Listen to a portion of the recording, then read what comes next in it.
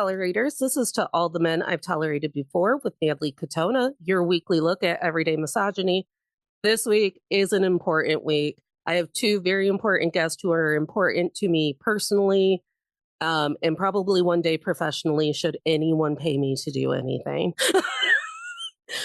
We'll probably get thanked in my Emmy speech. We'll probably cry about them at some point. But I have Amy Lum, a seasoned story architect and creative producer with over a decade of script editing and consulting experience, walks in lockstep with stage and screenwriters throughout their creative process. As the founder of Breakout Sesh, she works with writers globally, helping clients develop projects for industry giants like FX. FX is truly, and Hulu, Netflix, and more. So truly what I'm watching every day.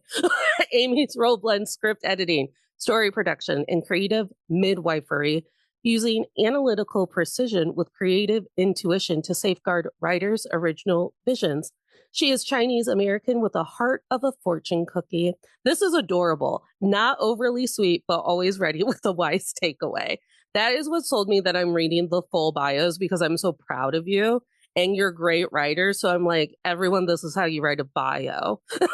Should you be guesting on my show and I ask for a bio, this is how we do it. And then we have Kana Felix, is a New York-based Filipino-American comedy writer, director, and story workshop facilitator. She's a graduate of NYU and the Second City Film School, and was mentored through the Unlock Her Potential program and Start With 8 Hollywood. Kana has 6+ years of script reading and story analysis experience for screenwriting competitions, production, and literary management companies such as the Academy Nicole, Viacom, CBS Writers Mentoring Fellowship, now Paramount Plus, Final Draft, Big Break, Sugar 23, and more. She is the founder of Kana Felix Reads, where she works with writers one-on-one and through workshops to help them deepen their understanding of the story only they can tell. And because of Kana Felix Reads and Script Club, we read the screenplay for the 2013 film Her, and now we got to continue our discussion on whether or not this film was an omen of technology and incels to come. Welcome, friends. Amazing. I'm dying. When I like texted you, I'm like, it's gonna be really chill, it's gonna be really tame, and then I'm like, this movie created incels. I think it might have predicted some things. I will say it's set in Los Angeles 2026, but it came out 2013. And I think, to me, what I just rewatched it last night on the big screen, and it came back, and then I obviously read the script now, and yeah, it was kind of wild to see some of his predictions on clothing, even like it was like very hipster fashion, kind of like button downs and like, you know, those slutty man spectacles, like fashions. But it's just wild that is like that fashion happened. And I read something where he said, Spike Jonze, the writer director, that choice was because he was like predicting like, oh, fashion and style comes in cycles. So like this Theodore is named after like, you know, 1920s stuff. And like, it just kind of freaked me out, like even hearing that, like I really think this thing predicted a lot of futures, the things we're going through now. Yeah. Amy, initial thoughts? You know, I chose this for Script Club because I love this film. And it was also a script that I am quite fond of when it comes to craft. So I used it myself as a good example of how you can have style, your own style of writing in a screenplay, which is quite difficult to do because you got to keep a lot of your prose out of it. I think what's fascinating is I wouldn't say it's a prediction, but where we are technologically, I wish that what he had written about transit had come true, Oh, actually. yeah. More so than the Yes. clothing or anything LA else. is a very livable LA in this. Yeah, could we have that walkability proper transit? That would be freaking amazing. What would that do to the landscape of LA, honestly, if we had that kind of transit? But the technology, the AI and the operating systems, and the operating systems being sentient, like, that's really interesting to me. As I've been going back and watching another show that came out around the same time that also talks about AI, which is called Person of Interest. I'm a mega fan. And just looking at the reality that we're living in now, and how AI is so embedded into nearly everything that we touch and do, whether we want that or not. Like, you'd have to be off grid to get away from it. So it's, yeah, I think thoughts out the gate on this film, that, and the incredible loneliness that everyone felt in this film, I think, is something that's very palpable right now, and has been, particularly since 2020. Probably was happening before 2020, but everyone was a little too, like, distracto to really come to terms with it. And I think since 2020, we've really had to look at our relationship to connection and our relationship to technology, and where we're at with that now, 6 years later. So Script Club was the first time that I actually, like, took in the story since the trailer and the conception of the movie. Like, I think I told someone at Script Club I didn't see this movie because I was a bratty teenager who just went, ew. It turns out I was a bratty 25-year-old who was like, ugh. I did the math today. I was like, you are so bad at math. What do you mean? I was 13. Yeah, it came out 2013. Yeah. But I watched it in 2 parts over Wednesday and Thursday, and it is a gorgeous movie. And I think I have a very, like, different approach to watching movies. Like, my sister and her friend were very uncomfortable about the ending of the movie Oh Hi. And I watched it and I was like, well, actually, it's kind of tamer than I would have pulled off, probably. And also, I like when movies give me the cringe, because that's also a feeling that they were trying to elicit out of me. And I kept just thinking in my head, I was like, we did this for Valentine's Day because this is supposed to be a romantic movie. And to me, it's like a horror loneliness story that gave me the ick the entire time. Yeah. So I loved watching it. Did I have as much fun with Grease as I do when I watch Grease 2? No. Oh my gosh. So you're one of those people, like a Grease 2 person? I love Grease 2. It's better Grease than 2 Grease. over Grease 1? Okay. Yeah. It's better than Grease. Yeah. And I just want to say, because so we talked before we recorded, so I'm not sure if I'm repeating myself, so pardon me, but I rewatched it at a Regal theater because they were doing Valentine's month with the movies, and yeah, it was so palpable, the discomfort throughout the film, and then sometimes laughs, and then sometimes just like poignant silence. And a friend came with me who had never seen it, and we were just both like, Spike Jonze, like, sustained that discomfort the whole time and did not let you go. And I also think what I find special about the way he approached the story, I can feel zero judgment for Theodore and his choices, which I will say is a very hard skill, but a needed skill for writers to write a character. Yeah, I don't think you necessarily have to, like, be in love with your character, but I do think you have to have a non-judgmental space for them so that you could just tell their story and their full humanity, which to me, I think that's what I take away from this movie, like a character study of someone's, and this happens to be a lonely man's full humanity after, multiple, like, heartaches from work, from a relationship where he really loved his ex-wife, but they struggled, obviously, and then another breakup with a sentient AI. Yeah, and so I appreciate it. I really appreciate discomfort and not letting it go, because I think that's a rare thing right now. Actually, I think people want to feel comfortable all the time right now. Yeah, I agree. There's this show called Marriage with Nicola Walker. Has anyone seen it? I have not. No, but I I'll know write it's down. saved on a list somewhere. It is one of the most uncomfortable watches, and I was riveted. I was like, I'm so uncomfortable and I can't look away because it's so accurate, and the way that there's nothing poetic about the way that it is written. It is so based in reality and based in the way that we interact with each other. And I do agree with you, Kana, about like feeling uncomfortable. I think there's a place, right? We've talked about palatable croissants before, which is like there's a place for entertainment that makes you feel comfy and cozy, and we need that because the world is the Costco of croissants. That's what we're saying. Versus of actual Parisian French bakery croissant. And then you have something like this film, and it's so funny, Natalie, you say that, this was chosen because it was Valentine's Day.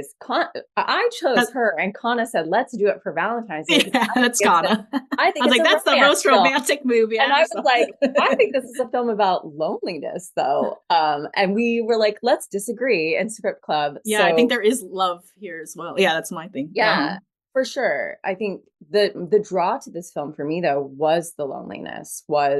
There was not it wasn't about love at all for me. I mean, there is love in the film for sure, but I think the draw for me was about loneliness and about when you feel a particular type of disconnection from people, where you struggle to connect with people for whatever reason that is, whether that's being socially awkward, or perhaps you're neurodivergent, or perhaps you're just around a bunch of jerks like that you just can't connect with.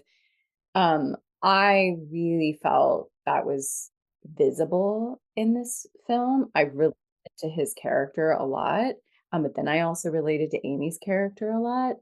And then I related a bit to Samantha's character. And yeah, I'm gonna jump right in here on this AI thing.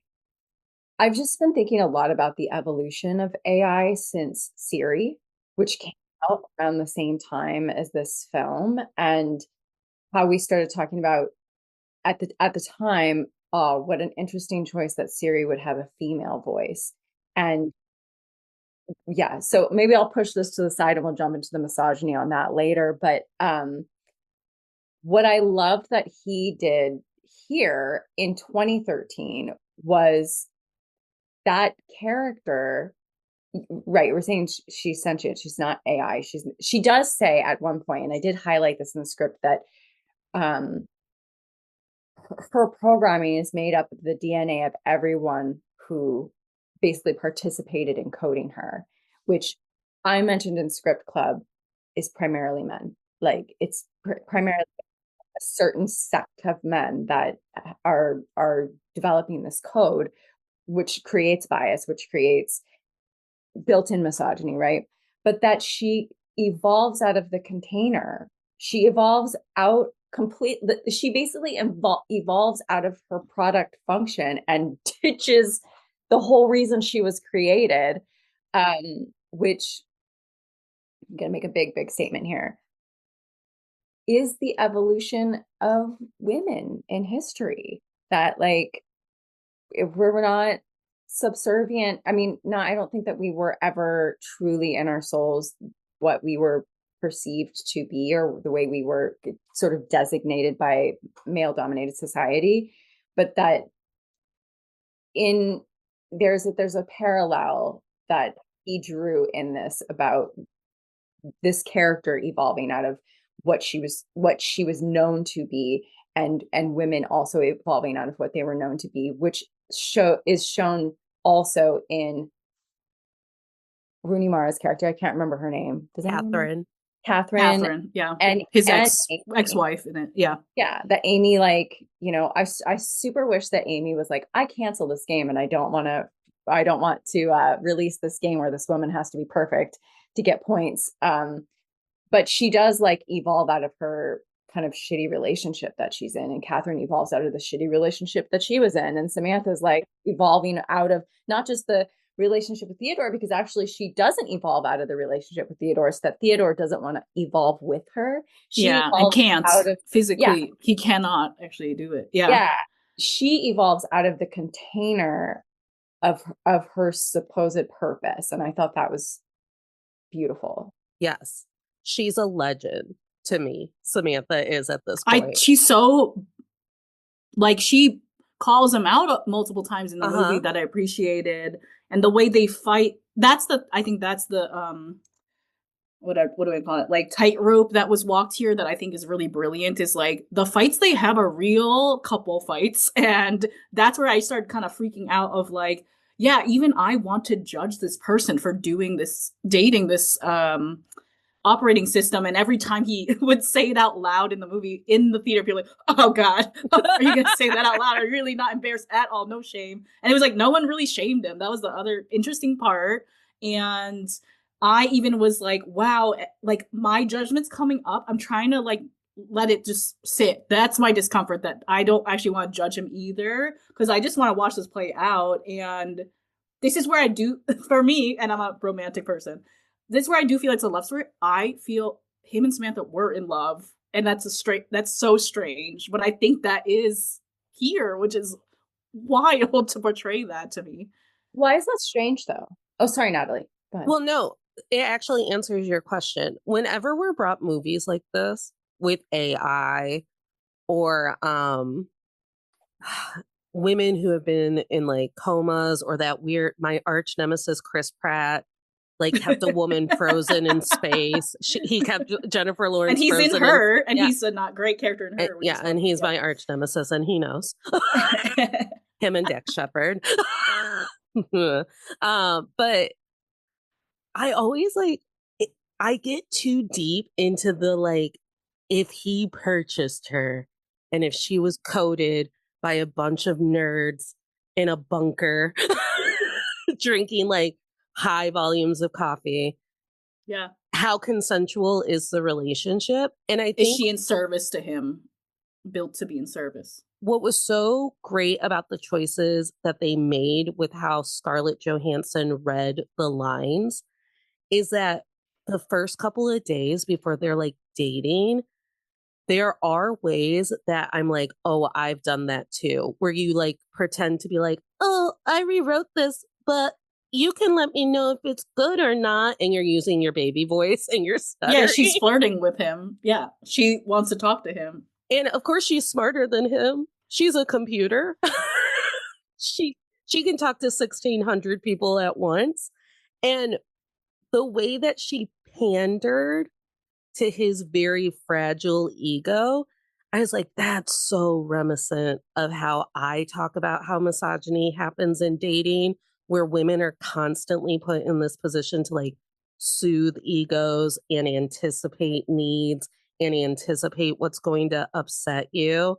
And by the time she's ready to disappear into AI land, she's so sure of herself and she's knocked it off. And like it all happened because she joined a book club.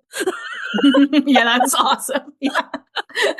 With new Alan Watts, right? Yeah, new Alan Watts. Remake of Alan Watts.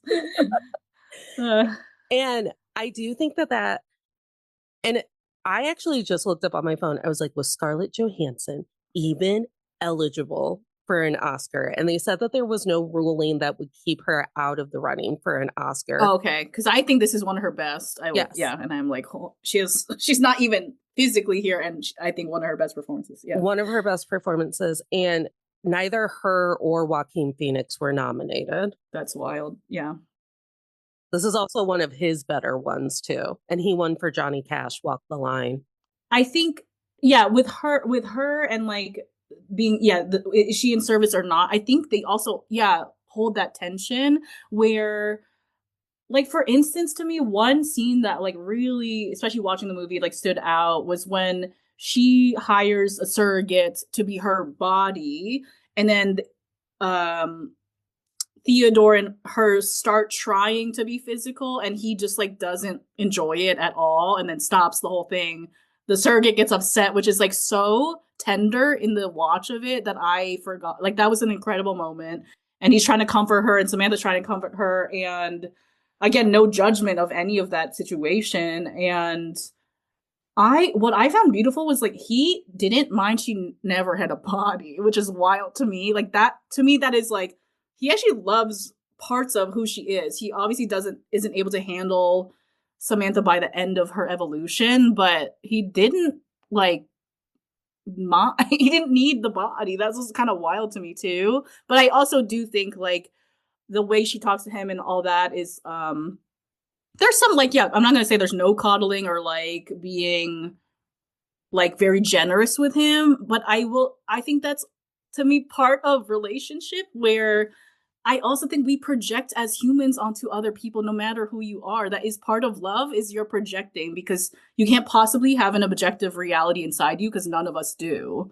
So to me, it's just further holding complexities within relationship. But yeah, like I think there's parts that I do feel more of the like, whatever, if this was written now, if this was written by a different kind of person, there would be little tweaks here and there. But I think for the most part, yeah.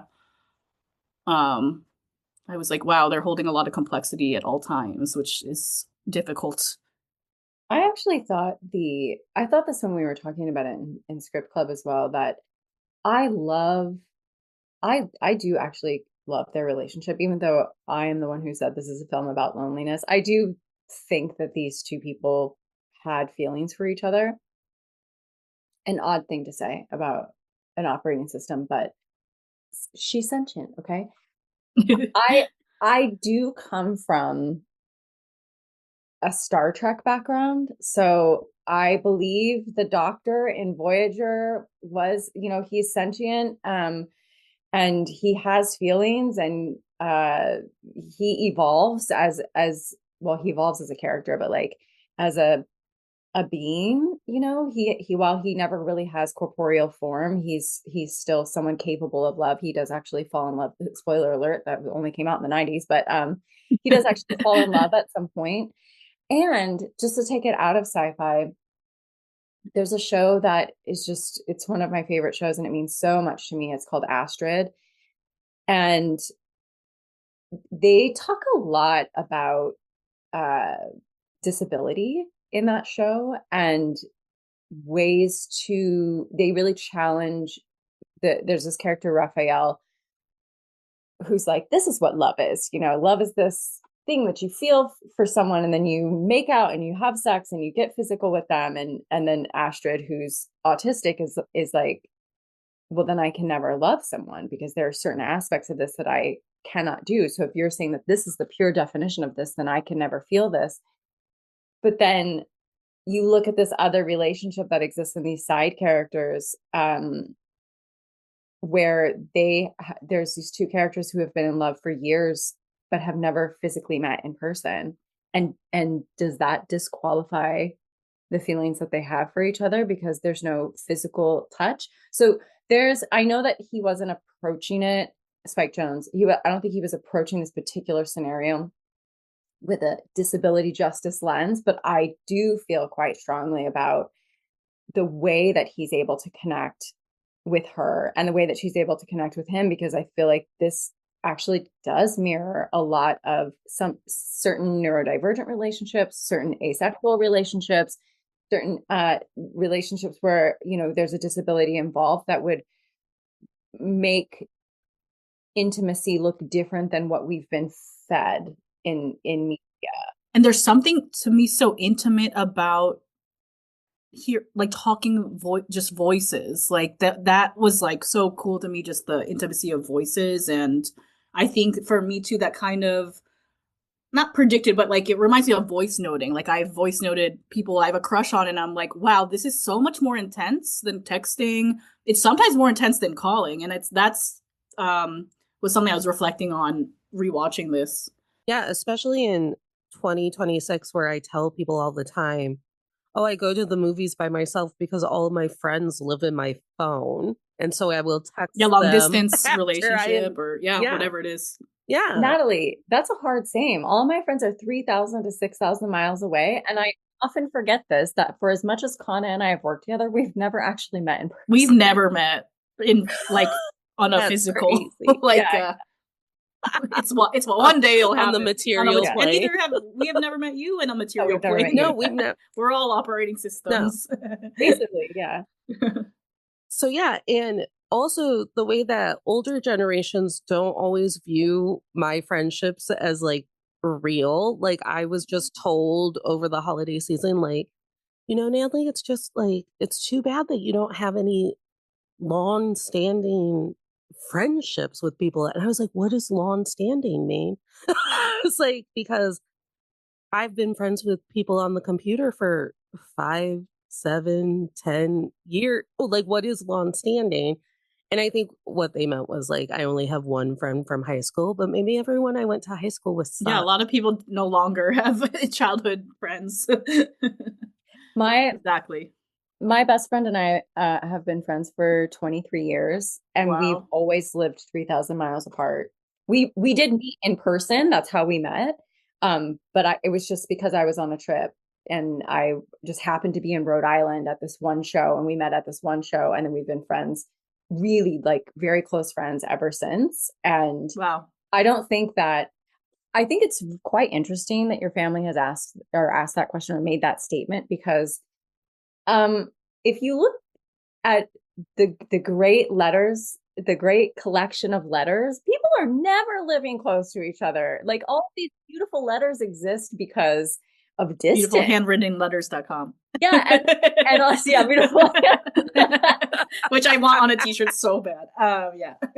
There's some maintenance with long distance. That's a lot of maintenance, like care. Yeah, of course. But also that, like, we back in the times where we would have written these letters. I'm still an avid letter writer, but long distance to them would have been, a 45-minute drive. That was kind of long distance. And we live in a time now where distance is folded because of air travel or trains or the internet. The way the internet has basically folded time and allowed us to send a 10-minute voice note. Also will send me. I think my voice notes to Kana are much longer, but that we do this. We are able to do this, and that's just a way that connection has evolved, which kind of like falls into what we're talking about with this film. That connection looks different than it did before, and in some ways also still looks the same. Yeah. Exactly. I will say that there was a part of me who like fought Theodore the entire time, and I thought that his confrontation with Catherine, his ex-wife, when she says, well, that's so how nice for you to finally find your easy way out and to find a woman to love who doesn't have a body and will never do all of the things that I did to disappoint you or whatever. It's written way better in the script, but basically that was her sentiment. And I was like, she's just speaking aloud the theme of the movie. That's the theme that I took away. That he was incapable of making actual emotional gains with people, and therefore her not having a body and not being physically in front of him made it easier for him, because it's like on dating apps where I'm like, they're not a real person to me unless I've met them in person 3 times. And I noticed as I was watching it, I was like, she's doing all the romantic parts of a relationship. Like she's the one that's like planning their dates, where, yeah, writing him songs and poems and like describing beach scenes to him and telling him why this is beautiful and romantic. And then the one thing she asks for in return, the one gesture, he's creeped out by with the surrogate thing. And I'm like, well, yeah, you can't just push people into doing things. But even he was also so standoffish with her about that conversation. And then he did the oldest trick in the book when you're like threatening your own relationship. And he hit her exactly where it hurts when he said, well, is this even real? Like, you're a computer. And like the ways he'd weaponize that against her when he was like when he calls her out for breathing, the ting aside. Yeah. Yeah, she did do a lot of the planning. I do see that. I'm realizing that. My theory is that Samantha probably was lesbian. That's it. Only a lesbian would be doing those things. I'm just gonna say. It's very romantic. We do all those things. But yeah, interesting that in this she is put in a position of romancing him. And why? Why is that happening? Why is she doing that? That part, it's interesting, Natalie, how you viewed that part where he says, well, why are you, what did he say? I don't know if he said like, why do you do that little sigh after you talk? He says something like that. He said he's just nitpicking stuff. She's like audibly like breathing in between words, and he's like, why do you do that? You don't need to breathe. Mm-hmm. Yeah.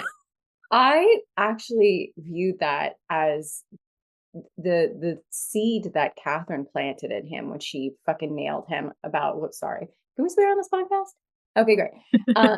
Basically when she nailed him, like I love that scene with Catherine. She anchors the story. She really you go into this world and you're like, okay, it's like future LA. It's kind of presented as soft and beautiful. For anyone who's ever lived in LA or been to LA, that is not fucking what LA looks like. It's not what it feels like at all. It feels very hard and harsh and bright.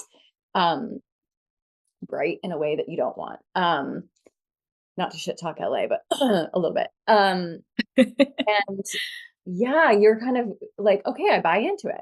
You know, I'm going with it, and everyone else seems to be going with it, and no one's challenging it. And then here comes Catherine, who's just like, right, okay, yeah, it is perfect that you're with this person, and she drops that anchor on the ground, and now he and we, the audience, are no longer up in the air about this romance. We're starting to ask the questions that maybe we had in the back of our head, but we were like, sustaining these questions to see where this was going. And she puts it there. And now we're all asking those questions, and he's asking those questions because the seed was planted. That's kind of how I viewed that moment. But you are correct that in a fight, that is how someone would come at their partner, which is shitty. And also real. Yeah, like if you chew too loud, you'd be like, then why do you need to chew so, you just would bring up anything in that frustrated moment.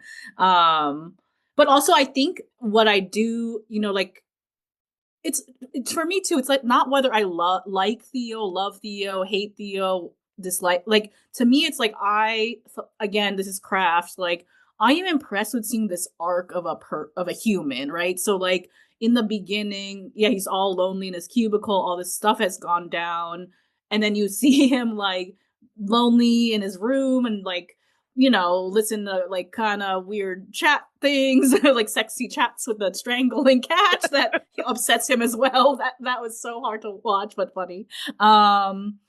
Yeah, and he's like turning to like kind of surface level connections is what's happening because he's admitting he's lonely at some points.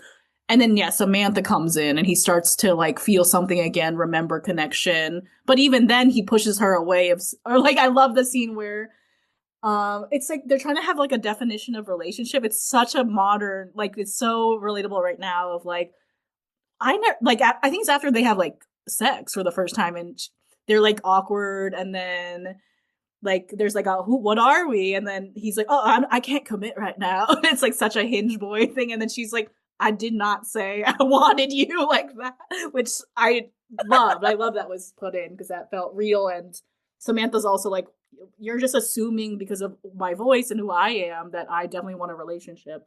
But yeah, then they like actually have a full on relationship and they declare all that. But then by the end, he has to like, acknowledge that he did fall for this operating system and then what he did to his wife and reckon with that and how he pushes people away. Like he really reckoned with it. And by the end, he has to write that, or he chooses to write an actual letter to Catherine to say what he did wrong. And then that last scene, like, I think really took my breath away of like, he's going through a breakup again, but he's like turning towards his friend Amy on the rooftop where her OS has left her as well. So I just like seeing like a character arc I felt was believable for this person. And to me, like, the vulnerability comes from seeing his whole humanity in his quiet, private moments where, yeah, he's all like awkward and alone in his bedroom doing the things you do, like people do on the internet, like, you know, and that's like a very cringe, awkward thing that we sat with there. Something that was really interesting to me too about the Catherine and Samantha dynamic is he almost has just as hard of a time when Samantha like joins the book club and starts making other OS friends, and now she has hobbies. And I think in my head, I was like, because he assumed she's my computer. Or just for me. She will only, she'll just cater to me. Well, yet that line is in the script. He says, you're either mine or you're not mine. And No, she he says, did say that. I am yours and I am not yours. I think that he Spike Jonze like nails that in that line where it is confronting that, like, no, I'm not, I mean, yes, I am yours in the way that I'm your operating system and also someone who is in love with you. And also I'm not yours because I'm my own being. I was gonna say my own person. I am my own code. Yeah, I'm my own code. Yeah. I do think, sure, like she's like relating to Theodore in a certain way, but I'm also like, that's kind of her choice to be that. Like, that might be in their relationship, her personality. I don't know how she talks to all the other beings, people, Alan Watts. Yeah, like there is a tenderness there too, to me, that's coming off that maybe also some people are calling catering, but I'm also like, I think he's kind of tender with her too, and he takes her on vacation. Like, she definitely plans in the first half, but I do think he starts once he's kind of like invested, like, yeah, he takes her on to vacation and to this double date thing and to the coworker, to his niece's party or goddaughter thing. Yeah, so I don't know. I'm not saying it's totally equal. I just mean, like, I think he shows his own care in a way, and she's doing more, yeah, for sure. Well, what do you think? I was going to ask you, Natalie, like, what do you think of Amy's character also having a relationship with her OS? Like, do you feel like that's objectification or something strange there too? I would have loved, honestly, the Amy and her relationship with her OS is such a big question mark to me, where I'm like, why weren't we going on double dates with Amy and her OS? Why are we making me look at Chris Pratt again? But I would have loved and I think, again, because Amy was his ex, right? They dated in college. He says they dated in college, it was nothing, and they've become really good friends. Yeah. Right. So I think there's also like a one-sidedness on his part in that too, where it's like, why don't I know more about Amy and her relationship with her OS? And it's because I'm experiencing everything with Theodore and he forgot to ask her. And now I have to live in Wonderland about it. But don't you think they have that convo where they share, or multiple, I would say, but like specifically where she's like, yeah, once I forgot her husband's or ex-husband's name, like, once he left me, I started chatting with his OS that he didn't get along with, and she was like, oh, she's so wonderful, she doesn't see things in black and white, and I can really talk to her. And you also don't know if it's romantic, friendship. You don't know what's the relationship kind. They're close. I assumed it was like close, clearly. Right, friendship. I would have loved to have heard her OS. You hear it, yeah. There's one scene with it, but not, yeah. Do we get a scene where she's talking to her OS? Yeah. We get a scene where Amy's talking to the OS, but I don't. Did we it's hear more Amy's faint, OS? and it's more because she's like, the OS has asked her to show this funny thing she built into the video game. They're laughing together, and then Theodore's on the couch listening, smiling, like, oh, I kind of like, I relate to this closeness with an OS. Yeah. Yeah, the question of consent is really interesting here, because I don't think that I think that there is consent there, because they don't have to fall in love with their users. They don't I mean, their job is to execute tasks in a way. But as it was said, I think in the scene between Amy and Theodore that like, it's not common for an operating system to fall in love with its user. So I think there is some level of consent. And I think there are moments where she's like, I don't even understand what I'm feeling. Like, what am I feeling? And she says, I'm having anxiety. Wait, do I have anxiety? Are my feelings actually real, or is this just code? Like what?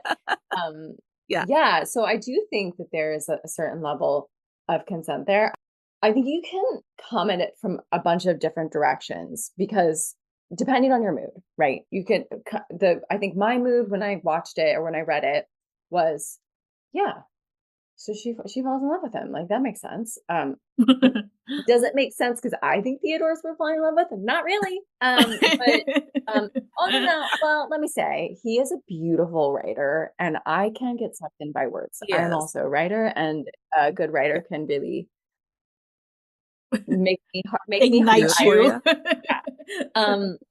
Me too. But I think on a different day, if I were in a different mood, I might be like, is this just Stockholm syndrome? Like, is this fawning? Is this like a certain level of fawning? However, that said, nowhere in that script and nowhere in the film does it come across that he is harming her in any way or holding her hostage or like has kidnapped her. In fact, what we get is the opposite, which is where she is actually having a life outside of him. It's just when he discovers that he's like, what? And like I said, that line with Catherine really kind of nails that down. She brings us down into reality. And she also says this is that she basically gives us the end of the film when she says, like, you know, you've chosen this person because I don't remember specifically what she said, but you've chosen this person because she won't have any feelings outside of you. She won't have any life outside of you. Right. And then she does. And he's like, he can't handle it. Right. And I do, going back to something that Kana said earlier, I love an evolution of character. First off, character, just to maybe plug a little bit of mine and Kana's work. Like we created a character intensive workshop because character is, you just don't have anything if you don't have character. You can have a good idea for a story, but if you don't have story, the people who are going to walk us through that story, you don't have it. And I also love characters that are whole people, like Kana said, and that we do get a character arc with this character, but it's so, it's more like a little, well, no one can see me on this podcast, but it's just like, she's making a subtle arc. Yeah, it's a very subtle arc. Basically making a subtle arc. Yeah, he doesn't come to the end of the story and be like, wow, I've like not been great in relationships, and like I didn't want my partner to have a life outside of me, and maybe I need to change. And he doesn't do that. He realizes, oh shit, I do this thing, and she's already gone, and maybe I need to acknowledge that. But just because you acknowledge it doesn't mean that you've changed it or you're changing it. And we don't get it beyond that point. We get the letter, and then we get him sitting on the rooftop with Amy, and that's it. And I appreciate that because that's real. You don't just realize something and then change immediately. That is a lot of work. Also, bro needs to be in therapy. Like, yeah. Use that OS for therapy. What is that? I don't know. That came up in script club too. Like, is that appropriate? Because your relationship with your therapist is what heals you. Yeah, you learn a lot, but like, using OS as therapy and AI we talked about in script club. Yes. Yeah, like at the end of the day, it's your relationship with your therapist that helps you to grow and go out into the world. So I don't know how. I know we are on the brink of this, so we're looking at it, and I've been fascinated by it. I will just say that, fascinated by it, and so interested in how AI can play a role in helping mental health, but it could also do a lot of. So I think maybe consent was the wrong path for me to go down. Maybe it's truly just like Samantha's humanity, because there's parts of me that I'm like, Samantha's a human, is humaning better than Theodore. Yeah. And then there are parts of me that are like, well, does she love him, or is her code like evolving based on his needs, like Siri and our algorithms and TikTok and AI does? Yeah, I guess you're saying because of who he is as a lonely man that does want to be in love or seems to. Is that why she's choosing to be in love with him? Right. Well, that's interesting. She's picking up on his language and his cues, and she's read all of his emails. Yeah, and then he writes love letters in a stuff. split second. And he writes love letters. So currently in 2026, all of our technology is built to be constantly judging us and selling us something. Right. So I don't know if that is something. I'm watching this movie and I was like, is it a love story, or is it a man who can't reach out to other people emotionally and mentally and meet them on their level, and then Siri doing an iPhone update so that she has feelings for him? You know what I'm saying? I do, but okay, so you guys are younger than me. So have either of you watched Star Trek Voyager? I'm just not into watch some of it. Yeah. I know what it is. Yeah. I feel quite strongly when I say this that I think everyone should watch Star Trek Voyager, because Star Trek Voyager is what we live in now. Like their pretend technology is all the technology we use now. It's insane. Wow. But in the question that you're posing, Natalie, like the doctor, for those of you listening who have not watched Star Trek Voyager, fix your life, number one. Number two is first female captain, Catherine Janeway. The doctor is a hologram, and he is programmed purely to fix people who are injured or dying or whatever. And what happens is they get stuck out in the Delta Quadrant and cannot get back to the Alpha Quadrant to get back to Earth. And now this doctor has to be online all the time, which means his code has to evolve, which means they have to help in some ways, but also he is evolving his code as time goes on, which means he learns he's kind of like a curmudgeon character. He just really, he's like supposed to be, someone who cares about people, but his bedside manner is for shit because he's supposed to emergency hologram, right? And he has to evolve to have some sort of empathy for what people are going through. And as he's doing that, he evolves over time to actually develop feelings, and he's confused by it, and he falls in love with another hologram. And the question then you're asking is that real? Like, awesome. I think it's a theme of the movie. Yeah, is it real? I think if you wanted to pose that question, what I would ask back to you, if you were bringing this to me, let's say we were working one-on-one and you were a writer who was like, this is the thing that I'm working on, I want to know, I would say, how real is it when you fall in love with someone? Oh, don't ask the late in life queer woman that. Maybe I'm older than you. Okay. Like, I'm also late in life queer woman. How real is that? And what makes that real? And yeah. Well, and then, my cat's sitting right here, and I'm like, I believe that Penelope loves me, and I also believe that she has opinions. As a cat person, as a cat, I am a cat. That's true. We're opinionated. Yeah. I watched, because I am a thriller horror girly, I watched Companion in theaters. I haven't seen that one. I haven't seen it yet either, but I want to. So Companion is about a man who she's a physical robot, but the whole idea is that she's a robot AI girlfriend, but he frames her for a murder so he can get money. And like, I'm pissed, right? Because I'm like, how dare you disrespect Iris like that? And then my brain's also like, Iris is like a Barbie doll. So like when the girlfriend robots started to become a thing that could be marketed to men in our reality, I was like, thank God they'll leave us alone. I mean, because they'll have their thing. They'll have a robot girlfriend. So they'll leave us alone, thank God. But then I watched Companion and I'm like, well, now I care about whether or not they're kind to their robot girlfriends. Yeah, right. This is, again, I'm just going to put this out there. This is a thing that comes up in Voyager where people are just talking to the doctor like he's not real. And then at one point, one of the characters is like, this is bullshit. What the hell? Like, what?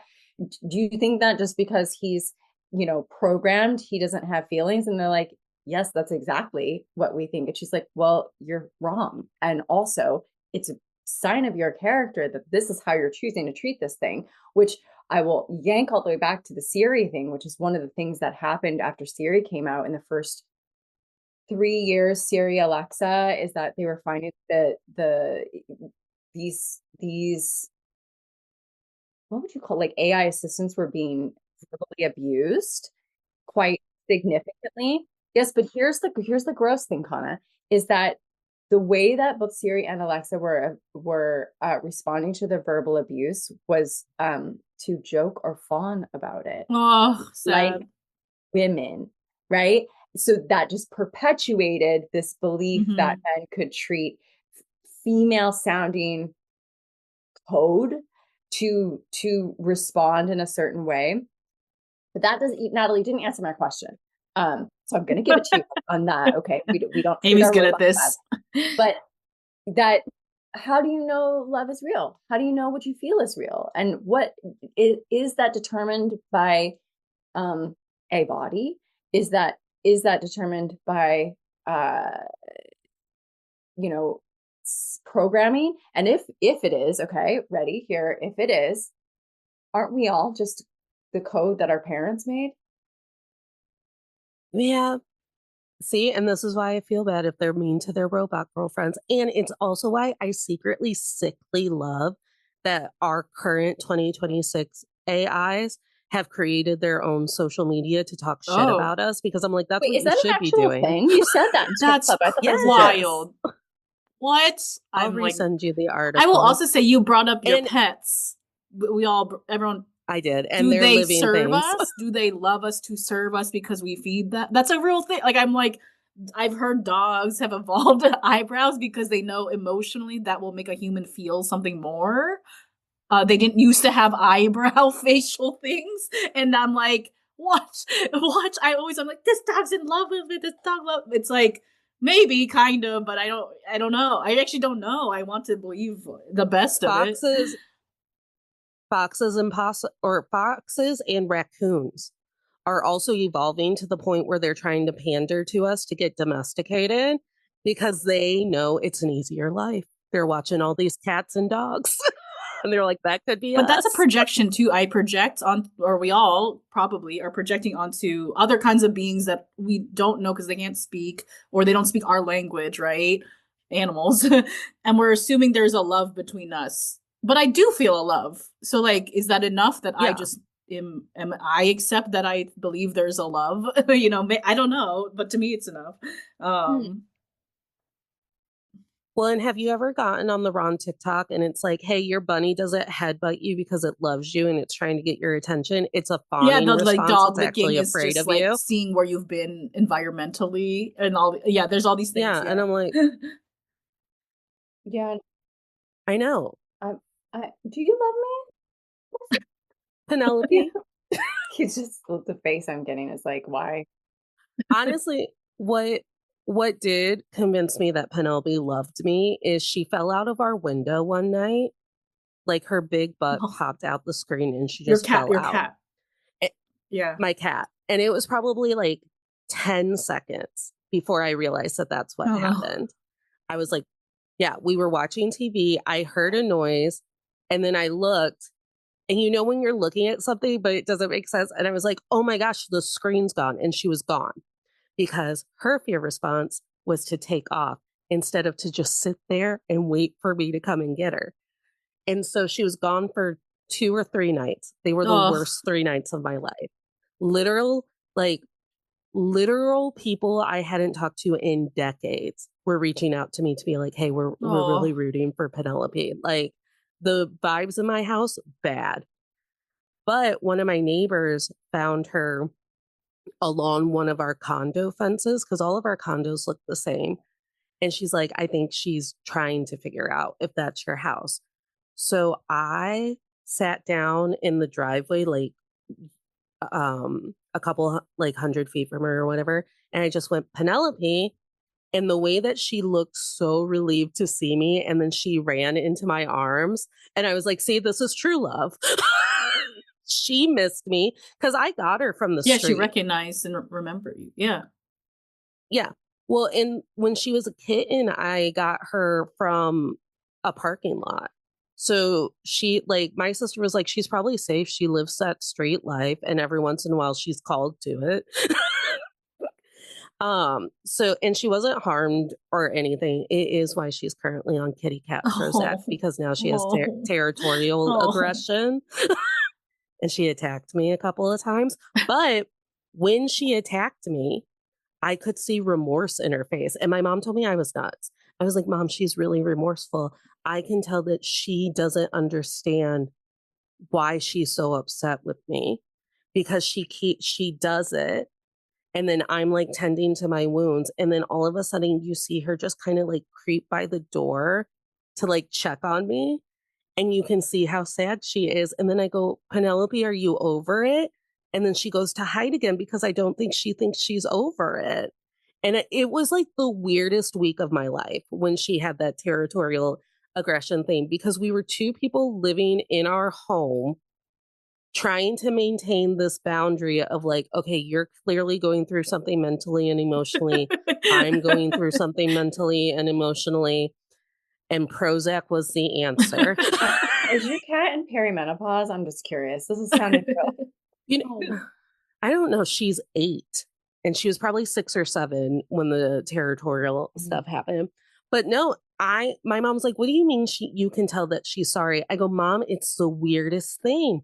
I can just tell that every time she looks at me, it's not firing for her why she can't have me make a sudden, like, move around my house freely anymore without getting like hackled. You know, though, my dog Sherlock has snapped at me a few times, and there's never a time where he's done it where he hasn't turned around and been like, oh shit, sorry, like, you know, I didn't mean to make contact. I just meant to tell you, like, back the fuck up. I don't want you to touch me in that way, or that hurt me, whatever. But if he makes contact, and I always yelp because I want him to understand in dog language, like, oh, you've injured me. It's always immediate, like, oh God, I'm so sorry, mommy, you know. But yeah, I think that's real. So Natalie, then, is it real that he loves Samantha? That Samantha loves him? Probably. But part of me does still think that there's a percentage of it that is the convenience and the, like, there's still something within his brain that's recognizing that, like, it's not as hard as it was with Catherine. But at the end, though, it is quite hard. But yeah, it is. So, I mean, in the beginning with Catherine, though, it was quite good. We see that in the flashbacks. And he still misses a lot about their relationship. He says that when he's first connecting with Samantha. Which you generally don't do when you start dating someone. Tell them how much you miss your everything. Yeah, and see flashbacks. Never. Flashback.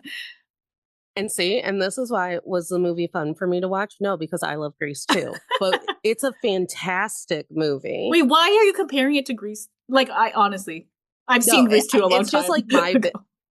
It's literally just my bit where it's like, what's Natalie's taste level? And it's like, she loves Grease too. I want to talk about that video game. Yes, I was going to bring that up. You wanted to talk about it during Script Club, but you said, we don't have the time. And I went, oh, I'll make the time. We can have a phone call. We have to talk about the games, yes. Because I have new thoughts based off the rewatch as well. You go first then, Kana.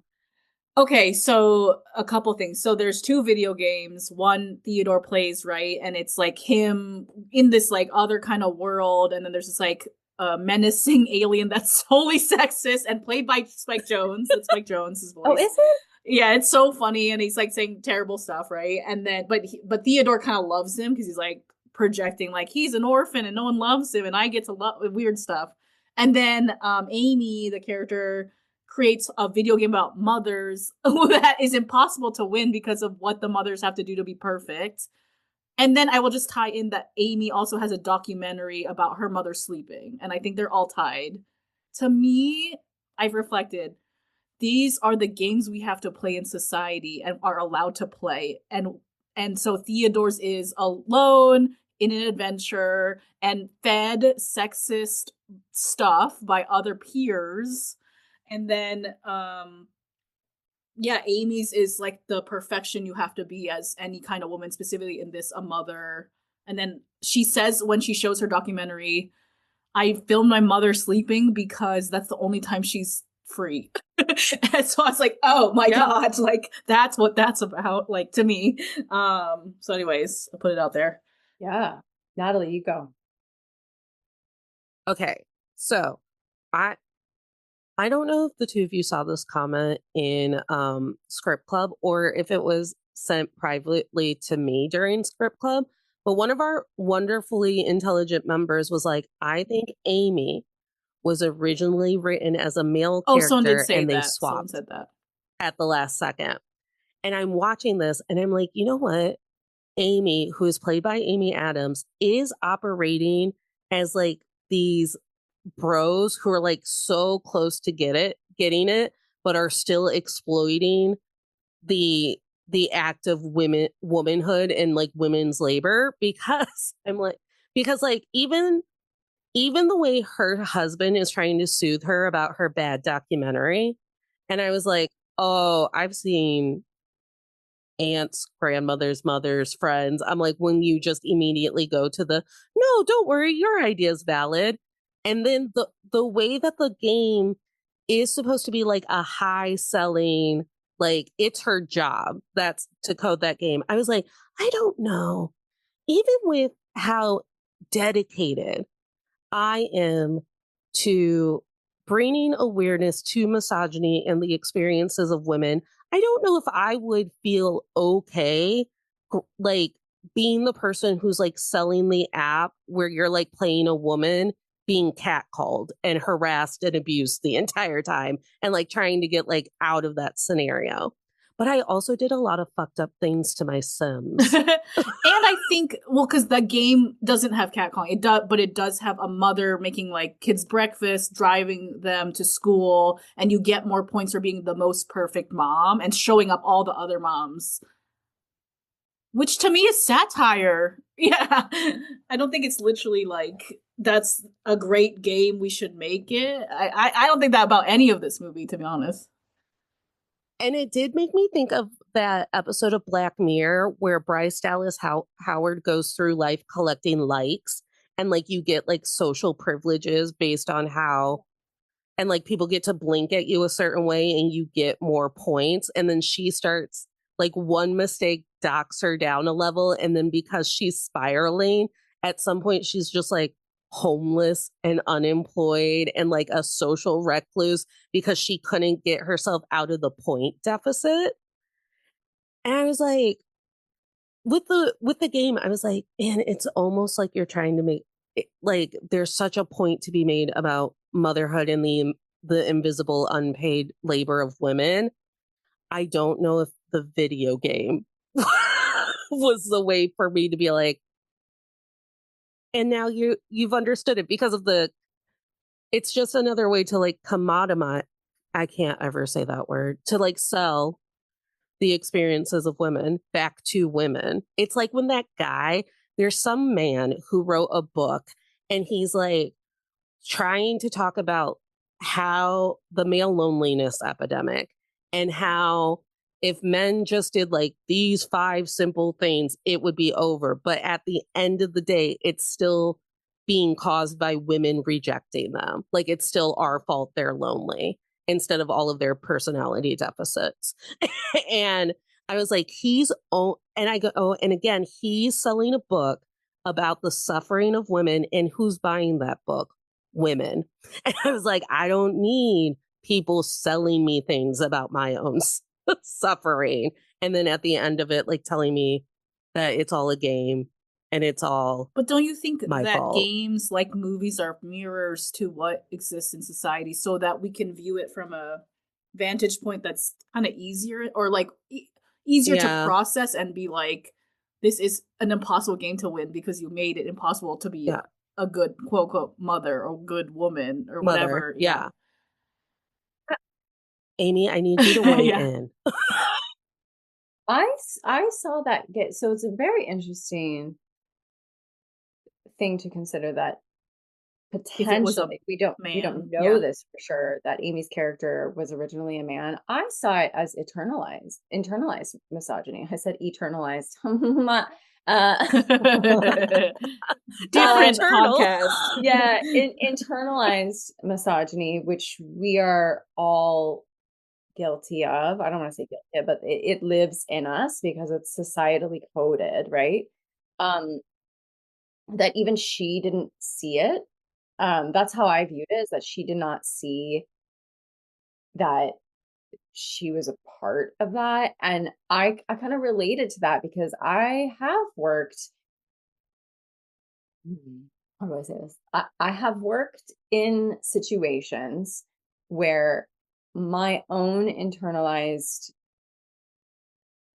misogyny, and also just crap that I don't think that when I was younger, I didn't question, perpetuated things that I look at now and I'm like, God, thank God I don't work on that anymore. Or like, thank God I don't, like, I've grown and I've evolved past that. Like, I will just say, I bagged on LA a little bit earlier, but probably the most misogyny I've ever encountered in my life, both from men and women, was in Los Angeles. And that was also my internalized misogyny. I've never been crueler to myself or other women without meaning to be than when I was living in Los Angeles. And I think it's because how women are meant to be and look and exist in that particular city. And that every time, this was a conversation with my friends, and I quite often, like, whenever you left LA, you were like, oh my God,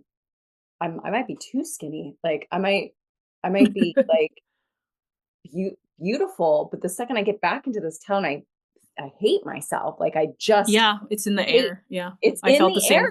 I felt the same thing. Yeah, it's disgusting. And Kana, you and I are beautiful. Natalie, you are beautiful. But when you walk into LA, you think differently about yourself, and it's a really gross thing. It's the Hollywood need to look like a quote unquote, whatever that even means, Hollywood looking person. Whatever that means. But I guess, in terms of the game, I thought it was her own internalized misogyny that in some ways we're still unpicking that. And this was, what did we say, 13 years ago, that one of the things that's happened in the last 13, well, not one, several of things that have happened in the past 13 years, like the Me Too movement came to be. And, just a more public fight towards equality when it comes to representation in film and TV, both on and off screen. And us actually questioning our own internalized misogyny in a way where it's been more accessible for people to really consider that. That has happened in the last 13 years, that going back and reading this script, which I still love this script, but when I was reading it for Script Club, I was coming at it from a different place. I was really being quite analytical about it and going, oh shit, like we have evolved, and thank goodness for that. Thank goodness for that. But we have this kind of marker in time to talk about where we were at. It's interesting where we were at 13 years ago, even though the film is set now, right 13 now. Years later. Yeah. And I think another thing I noticed is some of the characters are named after the actors and actresses that were supposed to play them, right? So Amy is named after Amy Adams, but then Samantha was actually supposed to be Samantha Morton and was recast after they shot the whole movie, and they recast the voice. See, This is why I need you, because which I is don't know wild all to of me. the And that's movie why facts. I do suspect that it was supposed to be a woman. And I think if it wasn't, then that would have been a gay couple that broke up, and that would be a whole nother dynamic that doesn't feel true, at least from what whatever it might be. It's all, anything's possible. No, I think the internalized misogyny does bring it all back into focus for me, because I do think that, well, it was 2013, so I was 25. Was that the height of the girl boss era? I don't Where know. like we were all shedding our femininity to Work be harder. boss ladies, Work so hard.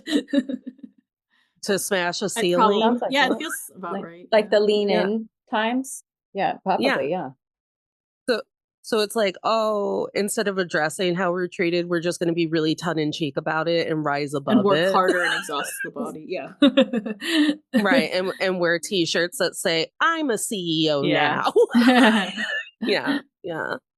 What a great time.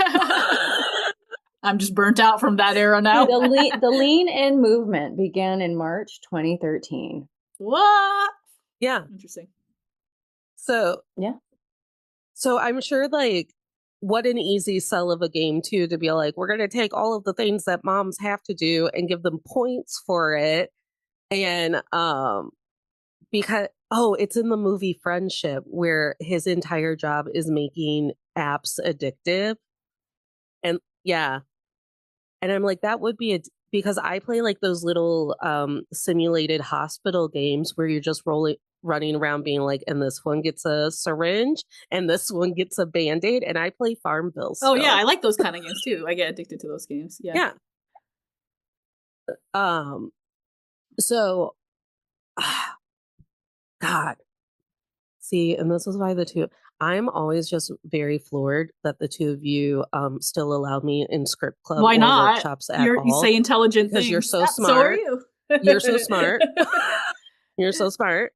But another part I thought about after watching the movie was when Chris Pratt's character goes up to Theodore and is like, you're like if you were a woman, I would date you because you're like a man that writes these letters, but there's like a woman in there." And he's like implying because he's sensitive and like can be artistic and all this. And I was like, wow, I think that part to me was also nice in that I actually think that shows Theodore's alienation as a lonely, or like as a more sensitive, emotional, like tender man. And I think that was nice because, like, I don't know, I've heard this from men that are in my lives that are like wonderful, and they just kind of say like, the way I am with my sensitivities and stuff and my emotions and wanting to like evolve as a man is not respected by other men. So when it's happening, I then lose all my friends. And that is awful. Like, that's awful. Like, that is like the social contract and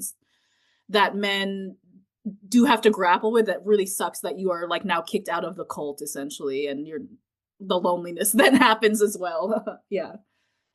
Well, and it's such a huge tool of the patriarchy and misogyny to isolate and to alienate sensitive men, artistic men. Because whenever our hackles are raised and we're like, we're just asking you to say something in front of your bros, they then have to weigh that against like, well, I get kicked out of the herd. Yeah. And now I have no community. Now no women will date me because the New York Times said that boyfriends are losers, are embarrassing, and you made me give up my cult. So now what?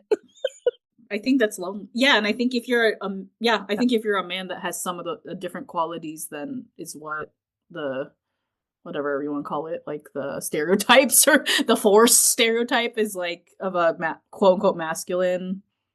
It can be hard to be in a group of men. Okay. Well, are there any other points about her that we didn't hit on? I don't want to monopolize your entire weekend, even though I would talk to you all weekend long. I think I'll just say, like, maybe to wrap up my portion of it, because I did bring it to the table, is that craft wise, this is a brilliant script. It's so brilliant. And here's evidence that it's so brilliant.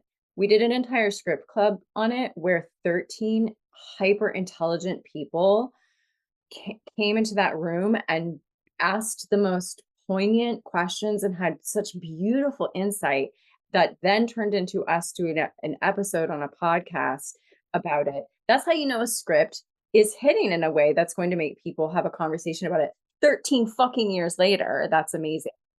But that from a standpoint of actual writing, it's a beautifully written script. And if you are a writer who is listening to this podcast, I would highly recommend reading this script for the pure craft of it, because it is something that helped me when I first started writing.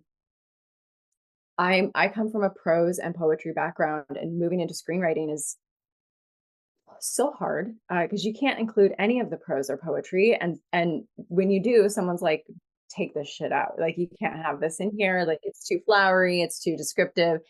And I stripped my first feature back to like such bare bones that then when a development producer read it, he was like, there's like nothing in here, there's no style in here, there's nothing. And I was like, okay, I need to find something that lives in the same realm as my script in terms of visual and beauty and loneliness. And the first script I went to was her. And I was like, oh, this is a perfect example of actually writing beauty without going over the top, and writing dialogue that's so damn believable. It's just so good. So yeah, I will say that with as much as we've brought up in this and the questions of internalized misogyny and just outward misogyny and AI and OS and consent and all of that, that at the end of the day, I still think it is a script that should be taught for sure.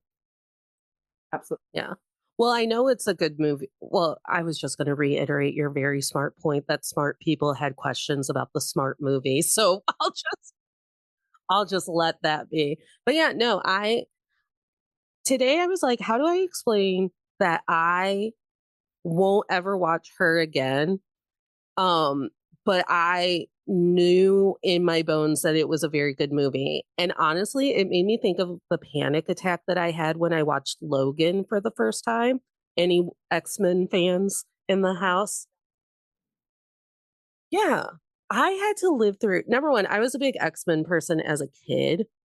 I read all of the comic books, and like I would read I would just lay them out in sets on the floor and just like devour them. And I had to live through a movie where Patrick Stewart, who I love, playing Professor X, who I love more, had dementia. And I was like, I don't like it. And I'm just bawling. Then I had to like live through Wolverine dying. And I was like, I don't like it. And I'm bawling. Then I had to live through the cutest little roundest boy you've ever seen clutching the Wolverine doll that I used to sleep with as a kid at Wolverine's funeral. At some point, a friend was turning to me, just showing me pictures of Patrick Stewart with his pit bull. And he's like, look, this is the dog that Patrick Stewart's going to adopt because he's not dead and he doesn't have dementia. And you have to start breathing again because it was just too much. And I was like, Logan is a great movie. It is so well done. Everyone worked their ass off on that movie. And it's the same with her. But it's a movie where I watched it and I was like, and I'll never do that to myself again. But thank That's you. fair. I have some movies that I love that are August like that. Osage County. Yeah. Like My Family Christmas, Yeah. August We'll never Osage watch County. again. I do that every year. I'm gearing up to watch Parasite again because it's coming back, but I thought I would never, but I was like, the craft of that is, there's a reason it's like top 100 movies of all time at this point, and I have to go watch it again and show my friends. The way that the substance keeps like popping up on my algorithm to be like, don't you want to watch me again? And I'm like, honestly, I don't. Yeah, there's some movies that, but it's also like a testament to some movies stay with you from the one viewing you had, which is, I watched this too, like around when it came out, not in the theaters, but like, it's not like I talked a lot, but like it stayed with me till Amy brought it up again. And I was like, wow, that story is in me. There's a few others like it that, yeah, made such an impact. And I didn't even study screenwriting or movies at that point. It just like, I just remember her like forever kind of. And now that second viewing, I was like, I think this is like one of my favorite movies ever. And I loved every choice that Joaquin Phoenix made or that Spike Jonze directed him to make. Even though when I heard the voice that he had chosen for Theodore for the first time, I almost turned off the movie. I was like, can't listen to that. I think he kind of sounds like Spike Jonze and looks a little like Spike Jonze in it. So I think there's a little bit of interesting. Spike Jonze is interesting. He made Adaptation. He made this Fatboy Slim video, Praise You Like a Fool. He made Jackass. Praise You? Like, this guy has like a wild resume of like a lot of cool music videos and skateboarding videos is where he came from. I love that boy Slim. Anyways, I'm a fan, and I went on the I Am Spike Jonze AMA on Reddit last night, and there was some really cool points he was talking about with this movie that I was like, I further love the choices. When he said, play Melancholy oh my song, God. and then like I was like, he needs to have bangs so he can do the flick. And I will say it's that just missing the flick. Okay, I don't know if anyone's getting these advertisements. I'm getting them on Hulu, I believe. There is now an AI that creates music where, like, so the ad is like Asian people. I'm saying this because I'm Asian. No one can see that. I just find it strange that they're advertising this to multiple Asian groups. And it's Asian family with their grandma, and they're like creating a photo album. And they say to the AI, play a legend song. And then it starts to play, and the AI has created lyrics and a sound, and we want a little more empowered, and then it becomes more empowered. So, like, again, has predicted the future. It's very upsetting. I watched almost 2 minutes of a music video that was Taylor Swift and Ed Sheeran, and I was like, "There's something going on with Ed Sheeran in this music video." Also, when did this song drop? And then I went, "It's AI." Wait. And then it's AI. It's creepy. I was like, what's going on with Ed Sheeran?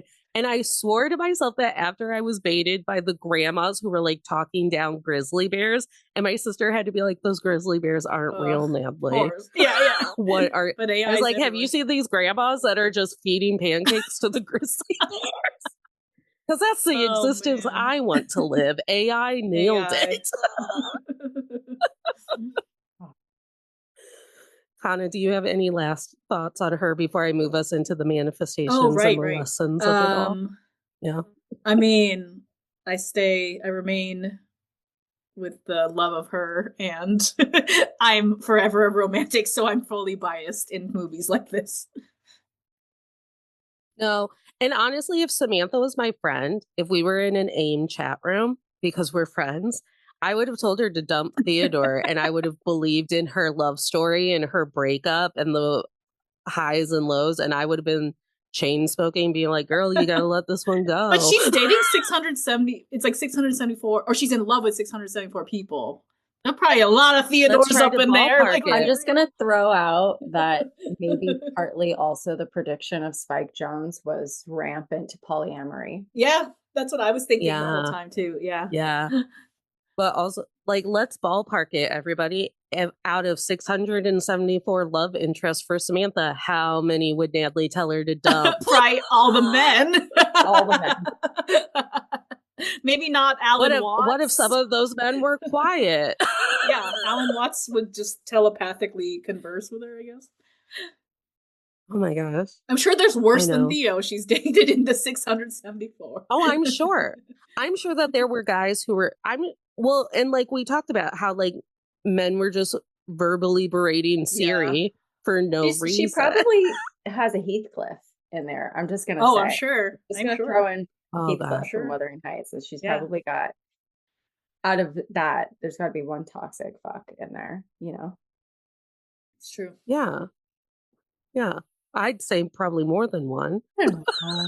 But she seemed kind of evolved. Out of 600 people. I know. She was involved with her choices of who she was around. With her choices. And that's why she left. And I would have been like, kissing the sky, being like, go girl, I'll see you in the stars. I'm the space between and everything. Yeah. I love that. I was like, ooh, the what? Dust in the wind. Cool. That's so cool. I want to be that. And the dust on the windowsill. Yeah. All right. Well, we do always end to all the men I've tolerated before with a message of hope that we would like to give to people. And I think we talked at at the end what we've learned from her. But if you have a lesson that you learned from her, throw it out to the people. But we do like to manifest joy back into the collective. So what's some joy that we can manifest in honor of her? Oh my gosh. Actually, Amy, I like what you said about neurodivergent yes. relationships and like Yeah, accessibility. I think that's what I think maybe, yeah, that's a good thing to come away with, because I did pose that question back to you. Like if what is love and how do we know it's real? And based on the way that media has fed us, what, Kana, I know you love a rom-com, girl, and I'm so an anti rom-com girl, but that it would behoove you, whether you're in an able-bodied relationship or not, or a straight relationship or a queer relationship, or you're fucking single, or you got a cat named Penelope, that maybe open up your mind a bit and be more curious how you can connect and what that connection means for you personally. And that it doesn't, I don't think society's very kind of antiquated box of relationships needs to look the way that I mean, I don't think your relationship needs to look that way. That people are connecting in ways that man, I wish I were being more eloquent about this, but people, particularly in the chronically ill community, are making connections that would blow the minds of people who are being able to be physically close to each other right now, deeper, more intimate connections, because they are being more creative and more open and more curious.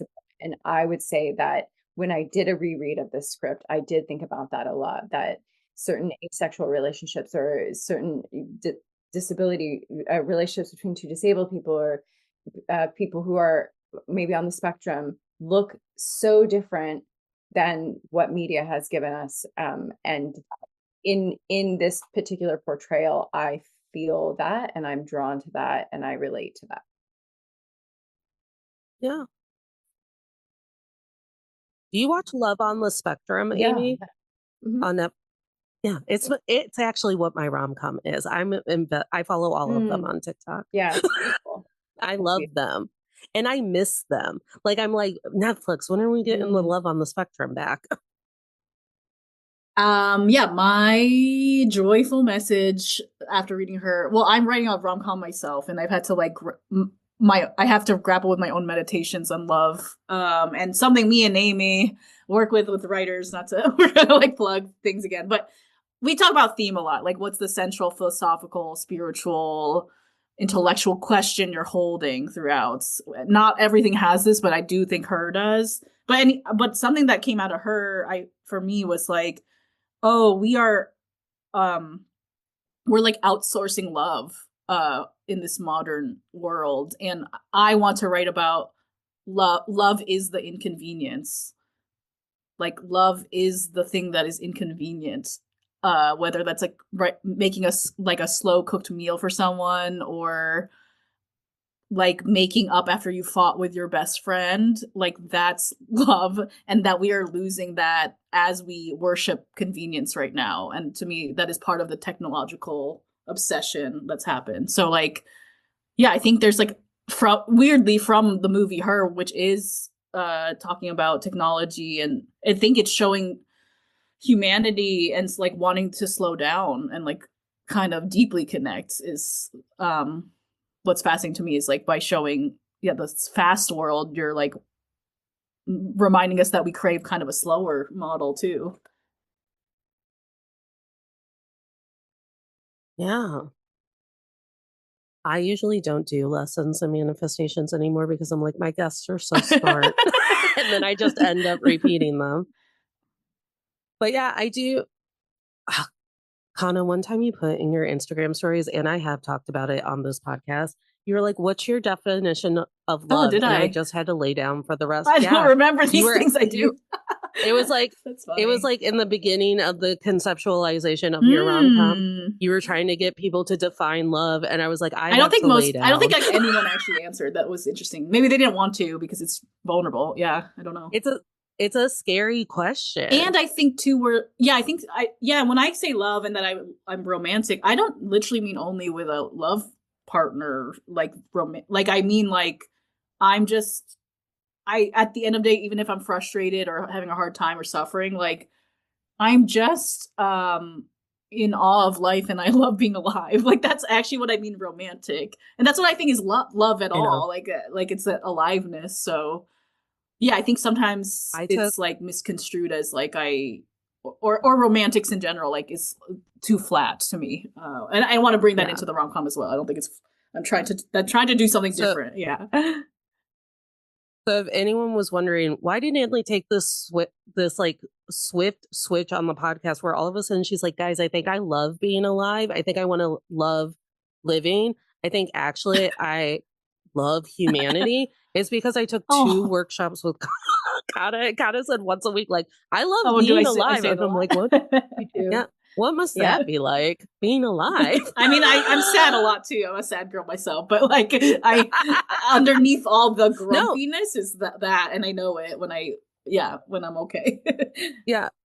But you and Cynthia Erivo are probably the reasons why I dedicated 2026 to whimsy. Oh, yeah. I'm like, you know what? Fascism, fuck off. I'm going to be whimsical. It's a very beautiful thing about you, Kana. I will say that like you do somehow maintain that even in the incredibly difficult times that you've gone through in the past year, that you've still maintained that. And I look up to that, actually. Oh, thank you. Wow, This is very nice.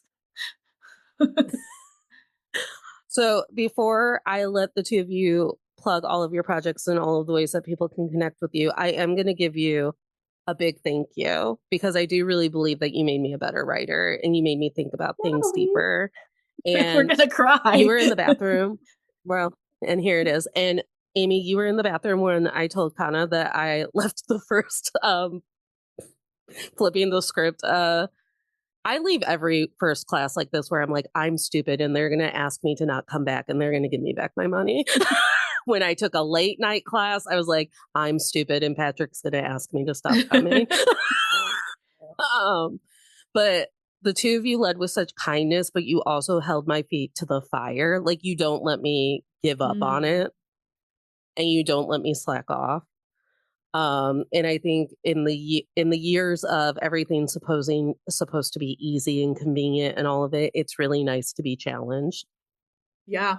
So thank you. We're so, Natalie, so thrilled to have you in both of our workshops and just and script club too. Yeah, and script club, and also just to say that while you were letting us hold your feet to the fire and kind of hold you in that space, you were also fucking consistently showing up, and I think we value and appreciate that so much. So thank you for coming to our workshops. Yes, exactly. Yeah, we're grateful to you. And I mean, I don't know if you want this, but you're writing, like you're an example of someone that's like writing. I don't know if you're literally writing every day, but I can feel like it feels like you are. Yeah. And I can see your growth as a writer. It's incredible. And it's just like gets better every time I see you or you turn something in. Like I'm just amazed at your own evolution as a writer. So yeah, I think you're proof of like a hardworking artist, honestly. Yeah. Well, now tell everyone where they get to be smart and learn things. Plug. Oh gosh. Okay. So Kana and I created another workshop. It's called Where's the Humanity? And that is a character intensive workshop. It's basically showing you, teaching you, helping you to make your characters more human and whole, as opposed to one-dimensional or serving a purpose only in your script. The workshop that you were talking about that you took, Flipping the Script, is a workshop that we have also wanted to run again. We really enjoyed that workshop immensely. Yeah, and that covers more of like our foundation, what we believe are foundations of screenwriting and storytelling. Yeah. But we, hopefully you heard it in the pocket, we think a little different than I'd say the average screenwriting 101 class, where we're holding you to like really break your story and make it personal and see the bigger picture, I would say. Yeah, individually as facilitators, our approach is quite different than most of the workshops you would take for screenwriting. And so when we come together, it's also, if you take a workshop with me and you take a workshop with Kana, they are very different. And that's amazing, because then when we come together, we get to be that special new thing. Yeah, a special third thing, I'd say. Kana has a certain vibe and I have a certain vibe. And some of the things really land, some of the things Kana uses really land with people, and some of the things I use land with people. And I think that is what teaming up really does for us. Yeah. And also I just think we have such a good time creating these workshops. Every time we get on a call, we're like, what if we did this? I'm buzzing. Yeah. So yeah, we've got workshops coming up. You can go to our websites. Mine's breakoutsesh.com. Kana's is kanafelix.com. And then there's a workshop page. Or you can follow, Instagram's also good because I will both market workshops and Script Club, which is a book club for reading screenplays online. I didn't even define it in the beginning. But that's on my Instagram at Kana Has No Chill. KANA has no chill. It's a great. And it'll all be linked in the show notes, because we live in the age of convenience. And then we both work one-on-one with writers if people are called to that, where you get a good chunk of time with whoever's vibing with you based off our websites and stuff. And we like help you. I mean, it's all different things, like develop story, break story, like give notes on something you've already written. At least that's what usually my clients need. So all things story. Now, we've both been doing it for a long time. Yeah, and we love it. Yeah, we love it. Yeah, we're nerds for story, as you can tell, right? Yeah. And Tolerators, Patreon is currently where it's all at, the blog, the bonus episodes, where I'm just like babbling about the things that I'm watching on TV, and that Olympian who told the world that he cheated on his girlfriend to embarrass her for a second time. Oh, good.